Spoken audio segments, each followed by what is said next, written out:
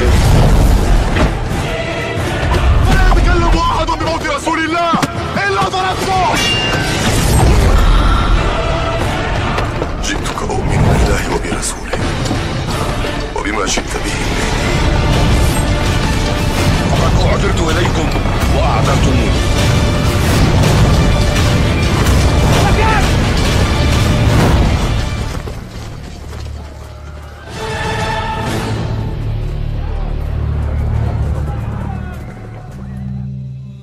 Kita akan kembali mengkaji kitab Nasaihul Ibad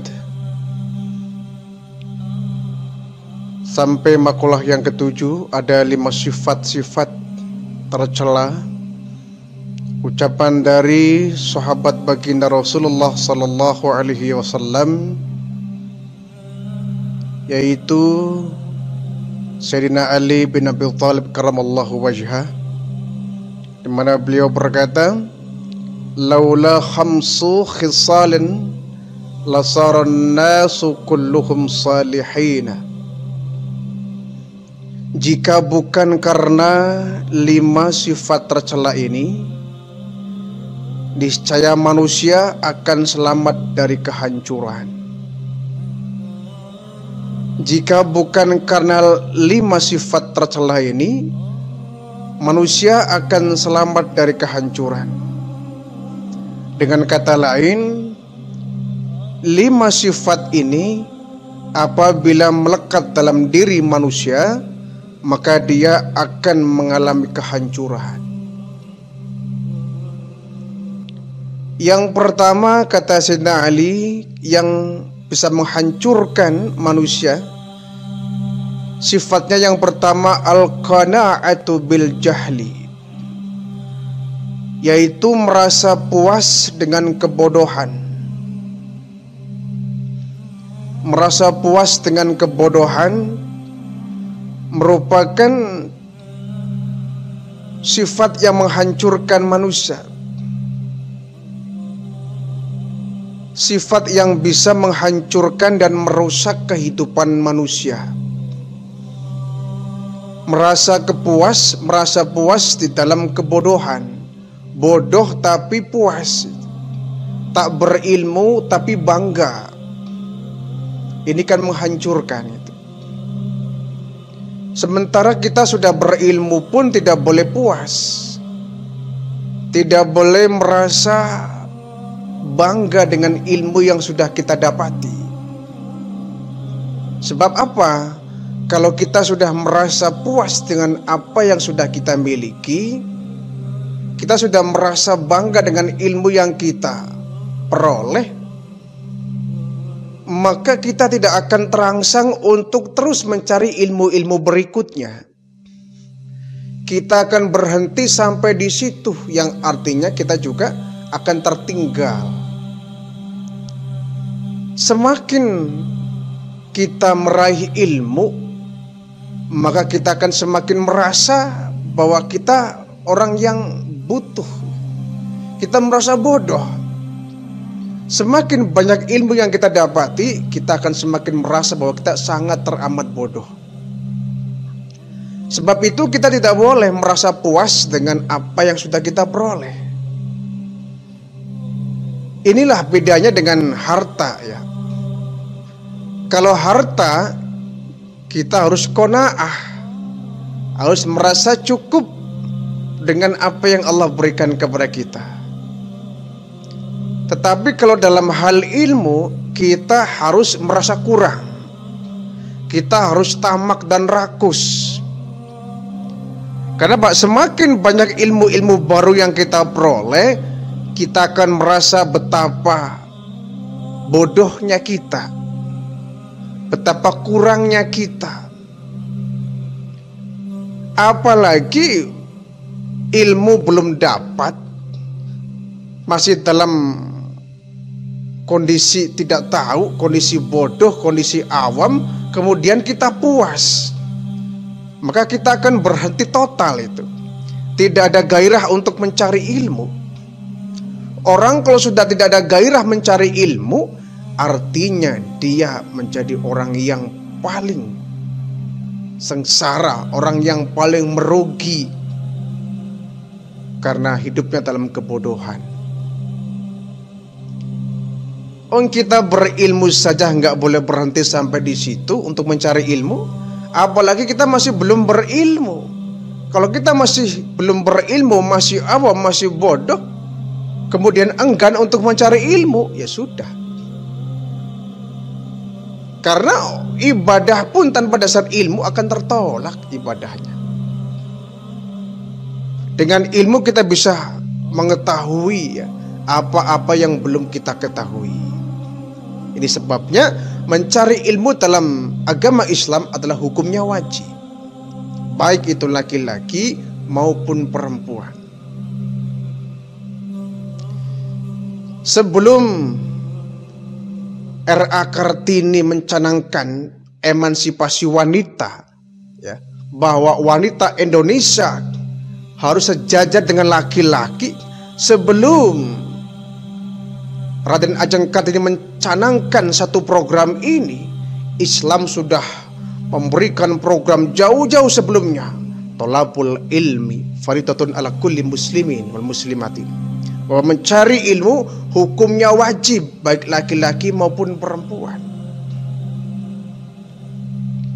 Karena tadi kita ibadah pun, biarpun ibadahnya sudah banyak, ibadah kita mantap, tapi kalau di dalamnya kosong tanpa dasar ilmu, tertolak ibadah kita.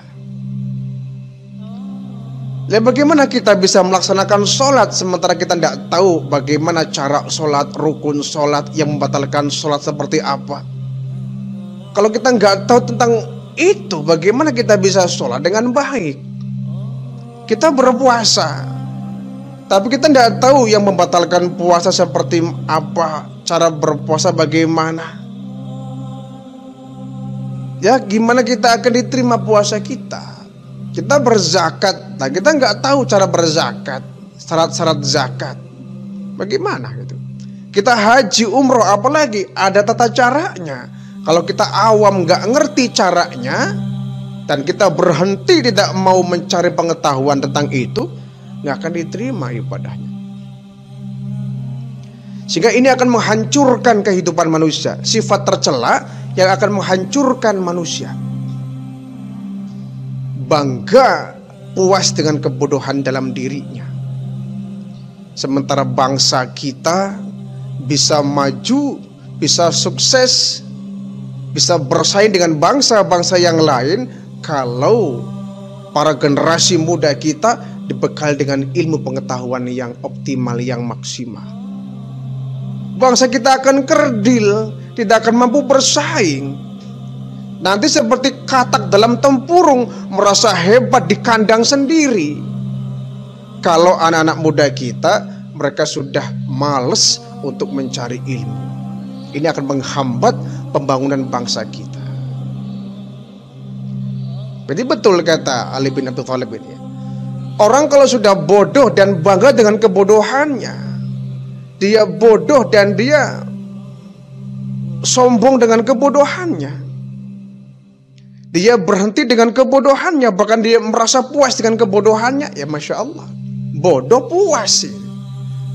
Tidak akan ada gairah untuk terus mencari ilmu. Dianggapnya apa? Saya sudah cukup ilmunya.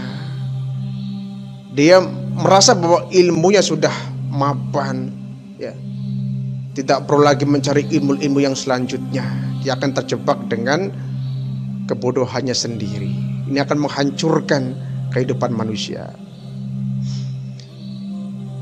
Yang berikutnya, sifat tercela yang akan menghancurkan kehidupan manusia, wal hirsu 'ala dunia, tamak terhadap dunia. Tadi ya, kalau dalam hal ilmu kita harus tamak, tidak boleh qanaah. Tapi kalau dalam harta kita harus qanaah, tidak boleh tamak. Sebab kalau kita tamak dalam hal harta, itu yang akan menghancurkan kita. Orang kalau sudah rakus, tamak, serakah dalam dunia, dia akan terjebak kepada alhaakumut takatsur hatta zurtumul maqabir. Bermegah-megah dengan duniawi, berbangga-bangga dengan kekayaan. Akhirnya yang semua itu akan memalingkan dia dari mengingat Allah. Hatta zurtumul maqabir, sampai mereka dibenam di dalam alam kubur. Kalla sawfa ta'lamun. Jangan begitu, kata Al-Quran ya. Jangan begitu. Apa kebanggaan kita, perlombaan dalam harta, persaingan dalam duniawi, ini akan terus menyeret kita jauh dari Allah. Orang kalau sudah terjebak dalam persaingan dunia, persaingan kekayaan, mencari harta, maka finishnya tidak jelas itu. Sampai kapan? Ya sampai mati. Hatta zurtumul maqabir, sampai mereka dibenam di alam kubur, sampai dia berada di alam kubur, sampai nyawa terlepas. Selagi nyawa masih di kandung badan, dia terus akan bersaing ya, dalam harta itu. Bukan berarti Islam melarang kita menjadi orang kaya, tidak ya. Islam justru memberikan kita peluang sebesar-besarnya agar menjadi umat yang kaya, agar kita menjadi umat yang ekonominya kuat, ekonominya mapan, agar ekonomi kita tidak diambil alih oleh orang Yahudi. Islam harus menjadi umat yang mapan ya, umat yang ekonominya tangguh, tidak selalu mengekor ya ekonomi dari orang-orang Yahudi dan Nasrani. Tapi bukan berarti Islam pun mengajarkan ketamakan ya, kerakusan. Sebab orang cenderung kalau sudah terjebak kepada sifat tamak dan rakus kepada duniawi, cenderung dia melupakan tanggung jawabnya kepada Allah, melupakan penghambaannya kepada Allah, dan melupakan masa depannya, yakni akhirat. Jadi tamak kepada dunia ini akan menjebak manusia kepada sifat-sifat tercela. Timbullah kesombongan, timbullah bakhil, kikir dan pelit, timbullah dia berbangga-bangga dengan hartanya. Ditumpuk-tumpuknya harta, dihitung-hitungnya, yang kemudian dia enggan untuk berbagi. Nah ini efek yang segera menyusul, enggan untuk berbagi. Dia merasa bahwa harta yang dia peroleh itu adalah keringat dia. Orang lain ya nanti kalau ada sisanya, ini udah ya. Timbullah sifat yang namanya kikir dan bakhil. Dan bakhil ini sifat yang akan menjungkalkan kepribadian manusia. Orang akan hancur wibawanya, orang akan hancur kepribadiannya, orang akan dinilai sebelah mata oleh orang lain tatkala dia sudah memiliki sifat yang namanya bakhil. Akan dijauhi oleh manusia, akan dijauhi oleh manusia. Jadi sifat tamak dalam dunia ini akan menghancurkan kehidupan manusia. Yang ketiga, kata Imam Ali, sifat tercela yang akan menghancurkan manusia, wasyukhu bil fadli, yaitu bakhil di dalam harta, pelit, kikir, merasa harta itu terlalu sayang kalau harus jatuh di tangan orang lain. Sebab itu dalam Islam kita diwajibkan zakat ya. Zakat ini sebetulnya mengikis sifat kebakhilan dari manusia.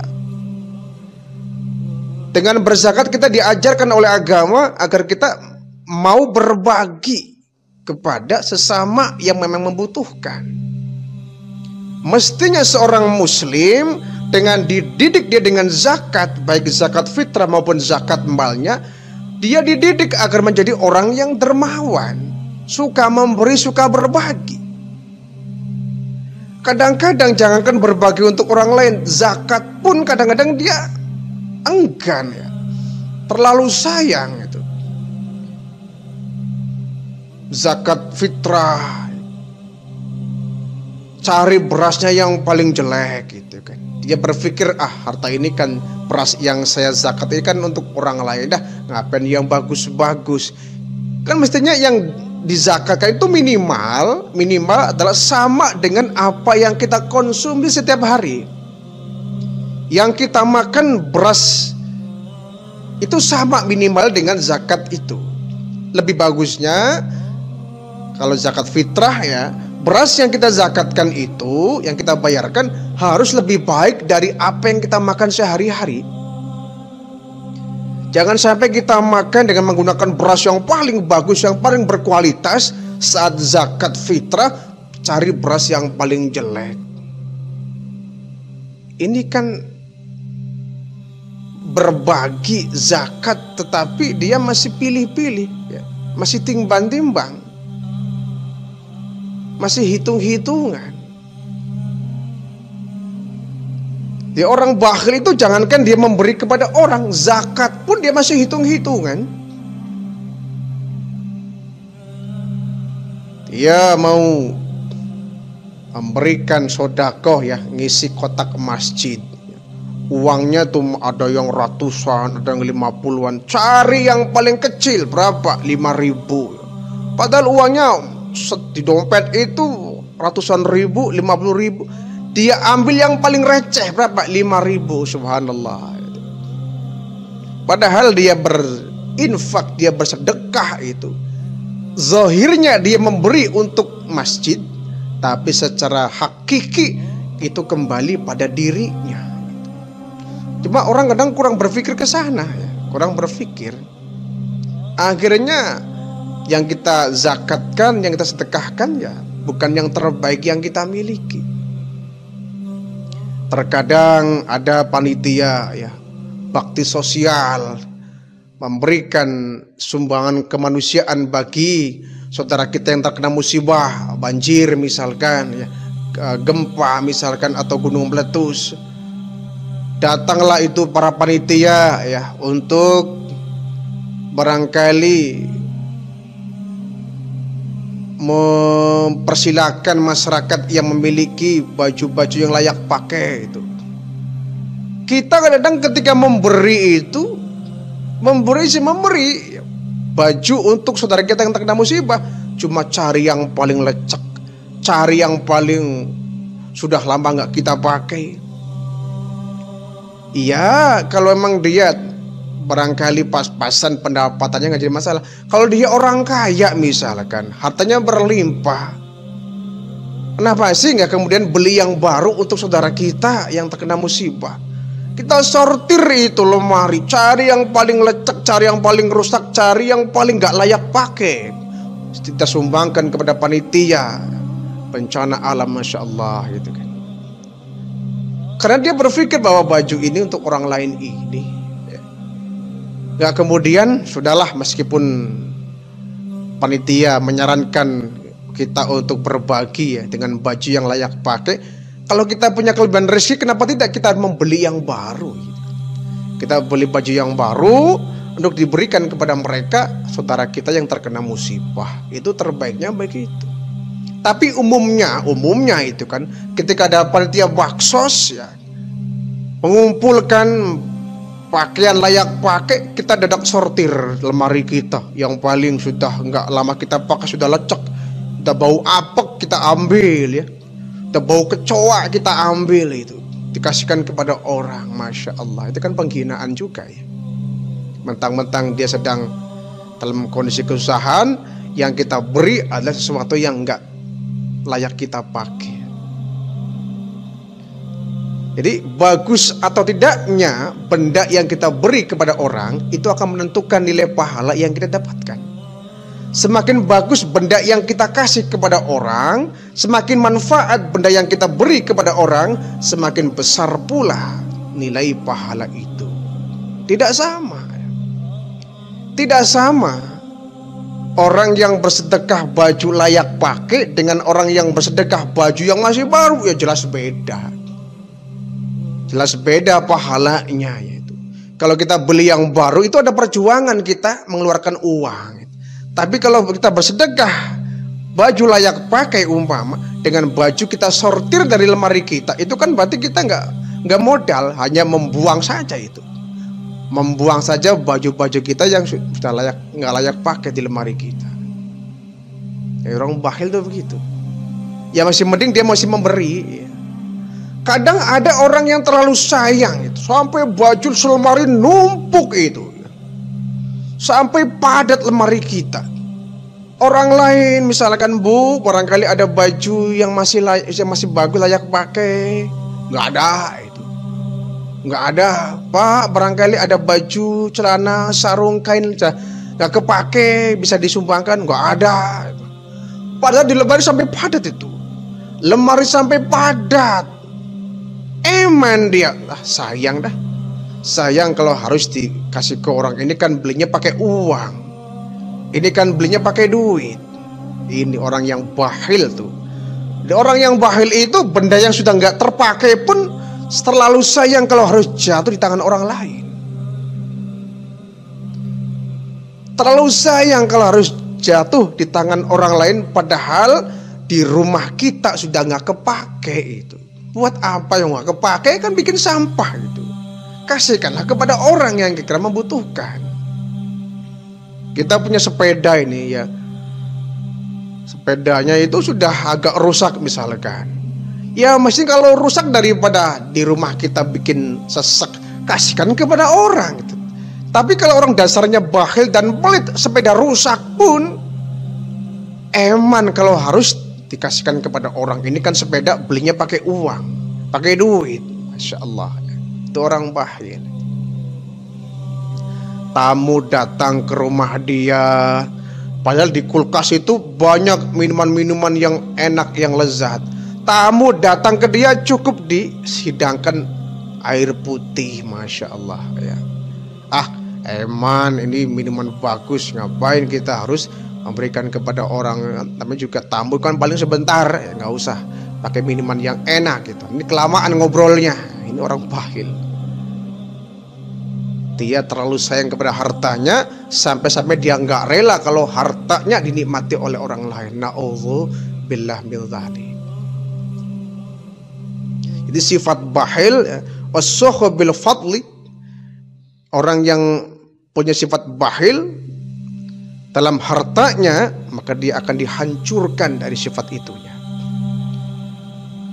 Yang keempat, sifat tercela yang bisa menghancurkan manusia, warriya'u fil amali. Riya dalam beramal, pamer ya, to show only. Yang dia lakukan ingin dipuji orang, yang dia kerjakan pengen dinilai orang. Ini riya namanya. Orang yang beribadah tapi niatnya sudah riya, maka ibadahnya kosong nilainya. Wa ma umiru illa liya'budullaha mukhlishina lahuddin. Tidaklah, kata Allah, aku perintahkan kau dalam beragama kecuali dengan ikhlas. Perkara orang lain ngelihat atau tidak itu bukan urusan. Perkara orang lain mau menilai atau tidak itu bukan urusan. Perkara orang lain mau memuji atau tidak bukan urusan. Saya lakukan ini lillahi ta'ala. Nah, kita kan setiap ibadah niatnya karena Allah.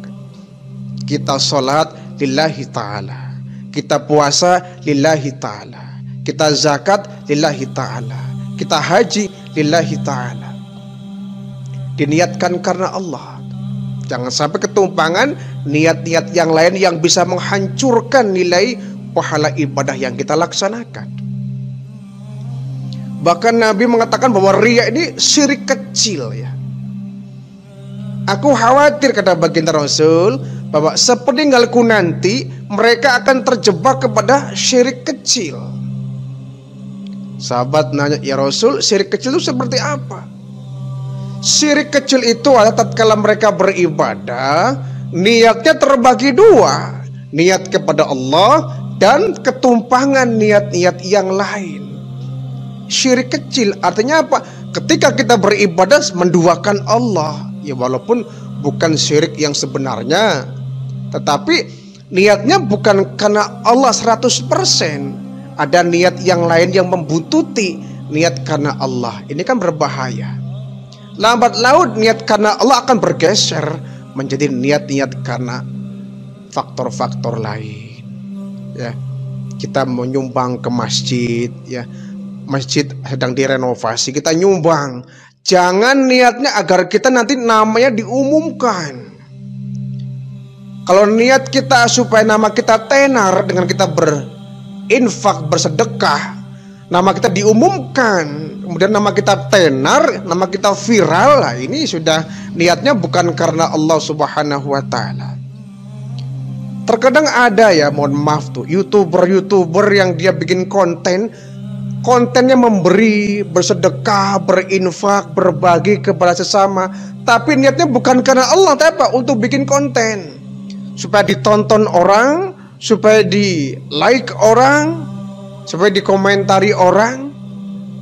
Ini kan sudah, yang seperti ini nol nilainya.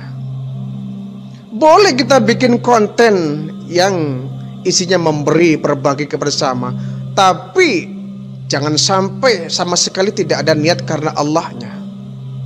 Ya rata-rata orang kalau bikin konten ya, yang di dalam konten video itu dia memberi, berbagi ya dengan orang-orang yang nggak punya, di-shoot, dijadikan sebagai konten YouTube, kan niatnya yakin bukan karena Allah itu. Ya mungkin ada yang karena Allah. Kalau karena Allah ngapain di-shoot? Gitu kan. Kalau ikhlas ingin berbagi, jangan dibikin konten. Kalau dijadikan konten, itu akan terjebak kepada sifat-sifat ria, bahwa yang kita lakukan ingin ditonton orang, yang kita kerjakan ingin dinilai orang, yang kita amalkan ingin dipuji oleh orang, dikomentari orang. Itu kan ria. Kita berbagi sampai menghabiskan miliaran pun ya hanya subscribe yang kita dapatkan, tidak pahala itu. Tidak pahala, kenapa? Niatnya ingin dipuji orang. Wah, ini orang dermawan banget ya. Ini orang bagus banget, dia berbagi dengan pedagang-pedagang kecil. Ya bagus dong, dia membawa tim kamerawan, dia membawa tim shoot ya. Hanya yang dia kerjakan dijadikan konten supaya dilihat orang. Kalau niatnya ingin supaya orang lain meniru dia, ini bagus, bagus ya. Berarti dia agar orang lain terangsang berbuat seperti kita, itu malah bagus. Artinya ketika ada orang yang mengikuti jejak kita, maka kita akan dapat kecipratan pahalanya. Kita mencontoh hal kebaikan ya. Orang lain mengikuti kebaikan yang kita contohkan, maka kita akan dapat pahala dari orang yang mencontoh kita. Itu bagus. Tetapi hati-hati, seandainya kita mencontoh orang lain, niatnya karena kita ingin dipuji orang, ingin dinilai orang ya, ingin dikomentari orang, berarti niatnya bukan karena Allah Subhanahu wa Ta'ala. Ini syirik kecil, kata baginda Rasulullah. Dia sudah menduakan Allah di dalam niat melaksanakan ibadah. Dan ini bisa menghancurkan kehidupan manusia. Yang kelima, kata Imam Ali, sifat tercela yang bisa menghancurkan manusia, wal ijabu birra'yi, bangga terhadap pendapat diri sendiri. Ini juga orang sombong ya. Bangga, arogan, merasa pendapatnya yang paling benar, merasa orang lain tuh pendapatnya salah semua, hanya dia yang pendapatnya benar, yang argumennya benar ya, yang masukannya benar itu, yang ucapannya benar. Ini kan juga orang terjebak gitu. Dia merasa bahwa di antara masyarakat dia yang paling tinggi pendidikannya ya, yang lain hanya SMP, SD, SMA, S1 barangkali, dia paling tinggi S3, doktor, sehingga yang dia ucapkan merasa yang paling benar di antara orang lain. Ini kan orang ya. Rasulullah saja orang yang paling benar, orang yang paling suci, kekasih Allah, tapi Nabi tidak jarang meminta pendapat dari para sahabat. Ketika ada peperangan, Nabi gelar itu di tengah-tengah sahabat ya, bagaimana nih memasang strategi menghadapi musuh. Padahal Nabi itu seorang Rasul, punya mukjizat ya, orang yang paling dekat dengan Allah, orang yang paling suci, Imamul Anbiya, pemimpin para nabi, orang yang paling hebat lah. Tapi Nabi tidak menyampingkan para sahabat. Nabi selalu berusaha untuk bermusyawarah, minta pendapat dari sahabat-sahabatnya. Bahkan dalam perang Khandaq itu, yang punya ide untuk menggali parit itu kan Salman Al-Farisi. Nabi mendapatkan masukan dari Salman Al-Farisi untuk melindungi wilayah Madinah dari serangan musuh orang-orang kafir. Dibikinlah parit. Itu bukan usul Nabi, itu usul Salman Al-Farisi. Di Nabi nggak kemudian tepuk dada bahwa semua pendapat harus dari saya, tidak. Nabi orang yang demokratis. Sahabatku, siapa yang punya ide silakan. Nabi gelar itu. Nabi nggak egois. Nabi nggak merasa paling pintar, tidak. Walaupun beliau segalanya. Beliau merupakan sentral, ya, uswatun hasanah bagi kehidupan umat Islam. Tapi Nabi tidak meninggalkan para sahabat. Azas komunikasi, azas musyawarah, Nabi selalu dijalankan.